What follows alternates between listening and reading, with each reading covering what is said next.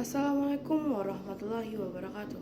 Halo semuanya, saya Nagita Dianto, NIM 4012411144, Fakultas Hukum Jurusan Hukum Universitas Bangka Belitung. Dalam video ini, saya akan membahas topik penting dalam sistem pemerintahan di Indonesia, yaitu desentralisasi, dekonsentrasi, tugas pembangunan, dan wewenang pemerintah daerah. Yuk, disimak videonya. Apa sih desentralisasi? Desentralisasi adalah proses penyerahan sebagian wewenang dari pemerintahan pusat kepada pemerintahan daerah otonom. Tujuannya adalah agar daerah memiliki kebebasan dalam mengatur dan mengurus urusan rumah tangganya sendiri. Contohnya, seperti yang kita ketahui, yang pertama itu adalah pengolahan pendidikan dasar. Yang kedua, itu adalah layanan kesehatan yang kini bisa ditangani langsung oleh pemerintahan kota atau kabupaten. Dengan desentralisasi, diharapkan pelayanan publik menjadi lebih efektif karena keputusan dibuat lebih dekat dengan masyarakat yang terdampak langsung. Jenis-jenis desentralisasi. Desentralisasi sendiri terbagi menjadi beberapa jenis. Yang pertama yaitu desentralisasi politik. Desentralisasi politik memberi kekuasaan politik kepada daerah melalui pemilihan kepala daerah dan DPRD. Yang kedua yaitu desentralisasi administratif. Desentralisasi administratif melibatkan pembagian tugas birokrasi antar pemerintahan pusat dan daerah. Yang ketiga yaitu desentralisasi fiskal. Desentralisasi fiskal yaitu berkaitan dengan pembagian anggaran dan keuangan antara pusat dan daerah. Ketiganya saling terkait dan menjadi pilar utama dalam sistem ekonomi daerah di Indonesia. Apa itu dekonsentrasi? Berbeda dengan desentralisasi, dekonsentrasi adalah perlimpahan wewenang dari pemerintahan pusat kepada pejabat pusat yang ada di daerah. Contohnya, gubernur sebagai wakil pemerintahan pusat di provinsi bukan sebagai kepala daerah otonom.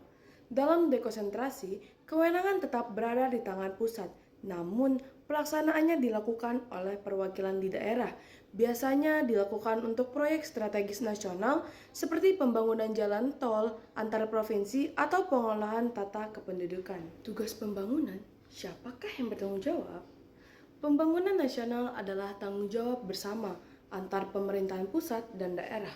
Pemerintahan pusat menetapkan arah kebijakan, target nasional, serta anggaran secara keseluruhan. Sementara itu, pemerintahan daerah bertugas mengimplementasikan program tersebut sesuai dengan kebutuhan dan kondisi lokal. Contohnya, seperti yang kita ketahui, yaitu pemerintahan pusat membangun kerangka kebijakan pendidikan nasional. Pemerintahan daerah mengelola sekolah-sekolah, mengatur tenaga pengajar, dan memastikan layanan pendidikan berjalan baik. Wewenang pemerintahan daerah. Pemerintahan daerah memiliki berbagai kewenangan yang terbagi menjadi dua kategori utama. Yang pertama yaitu urusan pemerintahan wajib seperti pendidikan, kesehatan, pekerjaan umum, lingkungan hidup, dan perencanaan pembangunan. Yang kedua yaitu adalah urusan pemerintahan pilihan seperti pariwisata, kelautan, pertanian, dan sektor unggulan lain sesuai potensi daerah. Namun ada juga urusan yang tetap menjadi wewenangan pusat seperti politik luar negeri, pertahanan, keamanan, dan moneter. Mengapa konsep yang aku jelaskan tadi semua itu penting? Karena keberhasilan pembangunan di Indonesia sangat bergantung pada sinergi antar pusat dan daerah. Pemahaman yang baik tentang peran dan wewenang masing-masing level pemerintahan akan mendorong tata kelola yang transparan, efisien, dan responsif terhadap kebutuhan masyarakat. Demikian penjelasan tentang desentralisasi, dekonsentrasi, tugas pembangunan, dan wewenang pemerintahan daerah.